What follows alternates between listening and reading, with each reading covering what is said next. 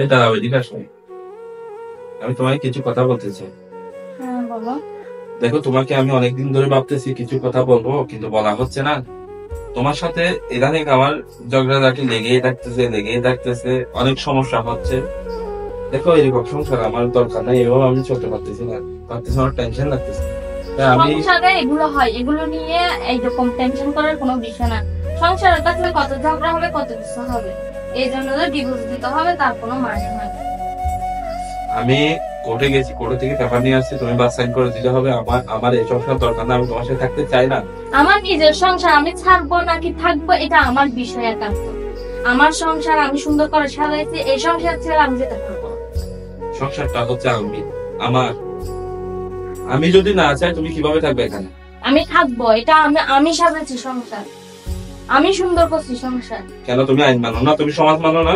না, আমি কোনো কিছু মানি না। আমার সংসার ছেড়ে আমি কোনোদিন যাবো না। তোমার থেকে যদি আইন মরতে হয় এখানে মরবো, বাঁচতে হলে এখানেই বাঁচবো। তোমার থেকে আইন মানতে হবে, সমাজ মানতে হবে, আইনের মানুষে কি বলতেছে এটা দেখতে হবে।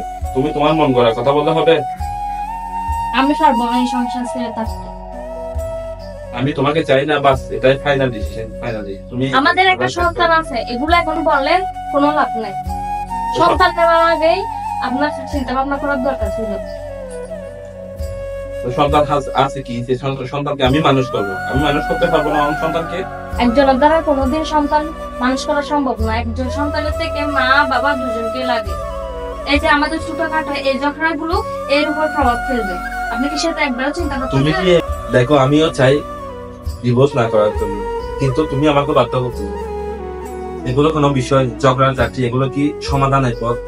বলো আমাকে। ঠিক আছে, চলেন আমরা ডিভোর্সের আগে বসে সুন্দর করে কথাবার্তা বলি। এভাবে তো ডিভোর্স দিলে হবে না। আমার একটা সন্তান আছে, ওর মুখের দিকে থাকার ফলে আমাদের সংসার করে যেতে হবে। কারোর সাথে কথা বলার প্রয়োজন নাই। তুমি সংশোধন হও, বুঝছো? তোমার থেকে তুমি সংশোধন হয়ে গেলে সবকিছু এমনি এমনি সমস্যার সমাধান হয়ে যাচ্ছে। তোমাদেরকে আমি মারধর করি, গালাগালি করি, অনেক কিছু করি, অনেক কিছু করতেছি না। তো তুমি এগুলো কেন করতেছো? তুমি সবকিছু পাচ্ছ, এভরিথিং ফাইন, আমি দেখতেছি। তোমার সমস্যাটা কোথায় আমি তো বুঝতে পারছি। তুমি মাথাটা ঠান্ডা করো, রেসপেক্ট দিয়ে কথা বলো। আমি শুধু এতটুকুই চাই, আমাদের সংসারে অশান্তি কোনো কিছুই হবে না, বুঝছো? এই জিনিসটা তোমার হইলো, বুঝছো? তোমাকে আমি লাস্টবারের মতো ওয়ার্নিং দিতেছি। আরেকবার দেখবো তোমাকে সুন্দর করে থাকো, আমাকে কঠোর করিও না। বাচ্চার দিকে তাকিয়ে বলো, সুন্দর সুন্দর হয়ে যাও, ভদ্র হয়ে যাও, সুশীল হয়ে যাও, বুঝছো?